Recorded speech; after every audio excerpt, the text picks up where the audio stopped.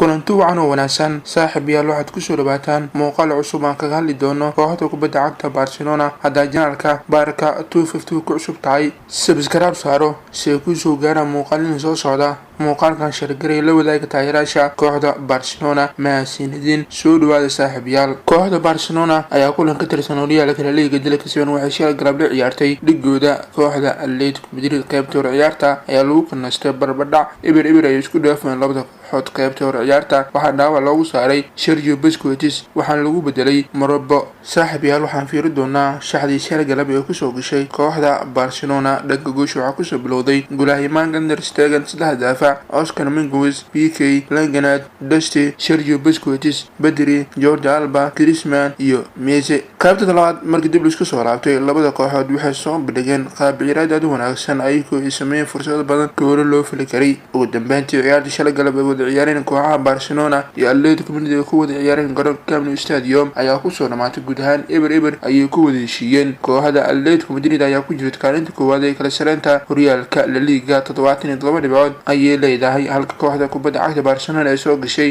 kaalinta labaad ee kala sareynta horyaalka La Liga 75 dhibcood ayay leedahay saaxiibayaal ciyaarta shal galab ciyaartay kooxda Barcelona aragtiin waad ka soo dhaweey kartiin fikirkiina waa inuu muhiim muuqaalkan shirgareeya intaan muuqaalka xiga isku arki doono sidaas iyo nabadgelyo